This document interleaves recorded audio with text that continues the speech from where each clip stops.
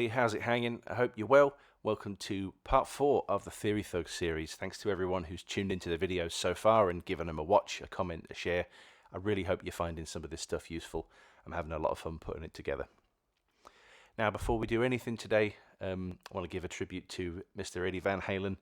I'm sure you've all seen by now. Anybody who's ever picked up a guitar, I'm sure will know of Eddie Van Halen's work.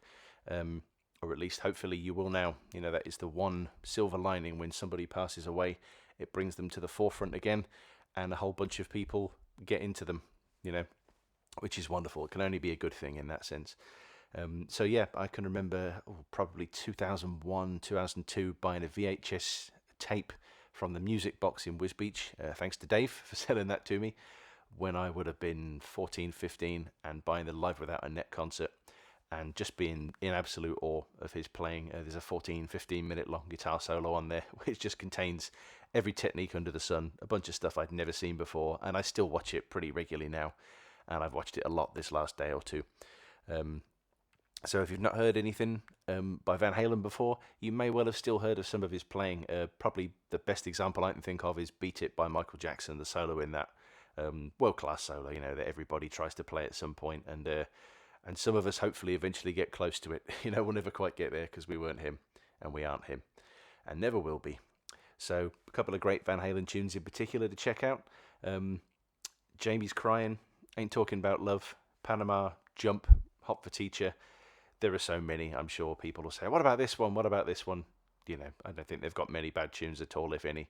So give them a listen. This has always been one of my favourite pictures of Eddie. I had a poster of this, I think, from Total Guitar or Guitar Techniques years and years ago, very similar to this one. I always loved the shot of him playing. So, yep, go and check out some Van Halen today. Play it nice and loud. And, yep, learn some of those solos, learn some of those techniques. He was a tremendous rhythm player as well and a great user of pinched harmonics. I don't think there's anything he didn't do well. So, you know, enjoy some of that. And, obviously, best wishes to all of the Van Halen family.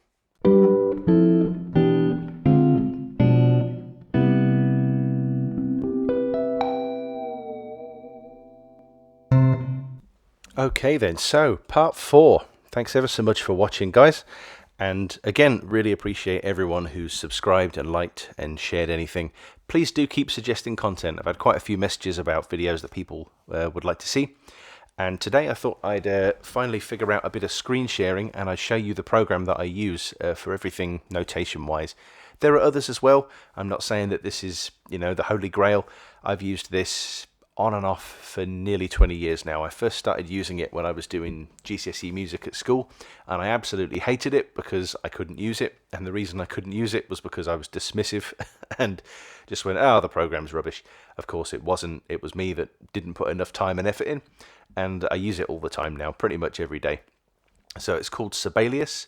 I think it's now owned by a company called Avid, or maybe it always has been, but either way, this is a pretty old version. I got this back in 2009, but it all functions in much the same way.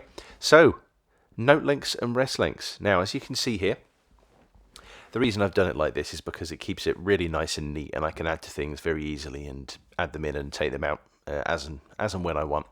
So we've got a treble clef at the beginning here, and in terms of names of notes, this is not letter names, this is types of notes, so lengths of notes. So I've also put in the two different terminologies for you as well. Now I'll go into those more as we go along, depending on, you know, maybe the style of the music, the era of the music, whoever's notated it, whoever's published it, that kind of thing, can all make a bit of a difference. But it's important that you know both of these different terms for each note. So this one here, now these are all the note F, as I'm sure you know, because you're all looking at the keyboards that you made, aren't you? Naturally. So, the first one here, this is a semi-breve, and it's just a nice oval on its side in the bottom space there for an F. Obviously, whatever note you want, you put it whereabout it needs to go on the stave, but that is all you need to do for a semi-breve. It's also known as a whole note. Okay, now that is worth 4, and what I'll do here as we go along is I will just add that in actually. So that's going to be 4 beats. Oh, blimey, I'll get it right in a minute. Third time, not so lucky. There we go. So, semi-breve or a whole note is worth 4 beats. Now, a minim Looks almost exactly the same, just with a little stick at the side of it, little lolly stick. It's an upside down toffee apple, as we were always taught, or at least I was. Thanks, Mum. So that's worth 2 beats, and the other name for that there is a half note. Okay? Now we get to the crotchet. Now this is one that you will see all the time. It's ever so common. It's worth 1 beat. It's the same as a minim, only it's shaded in black. So it's coloured in, looks exactly the same otherwise, also known as a quarter note. Now we get to the next one. This is the quaver, and this is exactly the same in terms of how it looks, other than you add a little tail. So it's the same as a crotchet, but you add a little tail. That is a quaver, or an 1/8 note, and that's worth half a beat.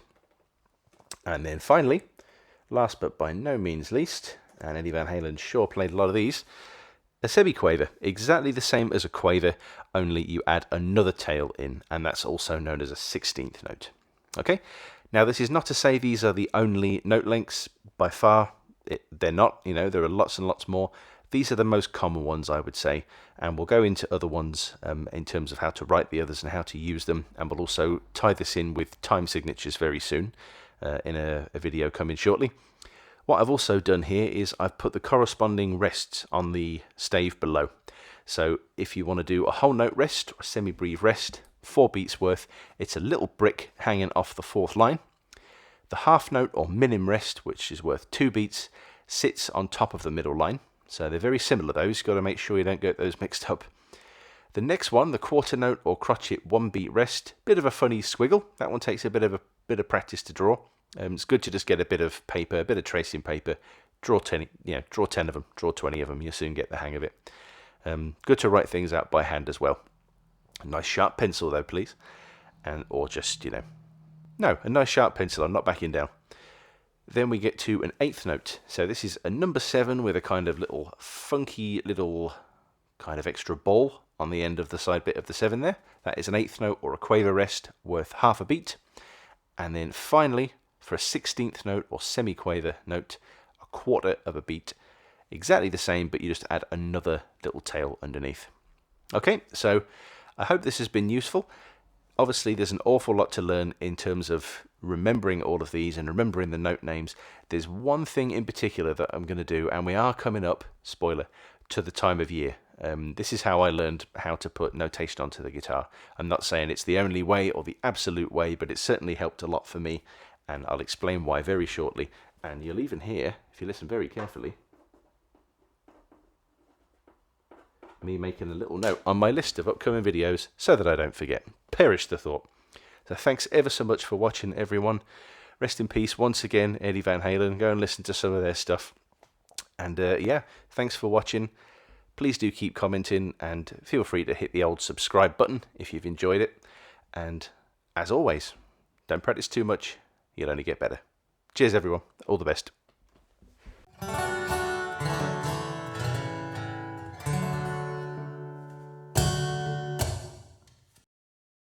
What do you mean more dynamics? It won't go any louder.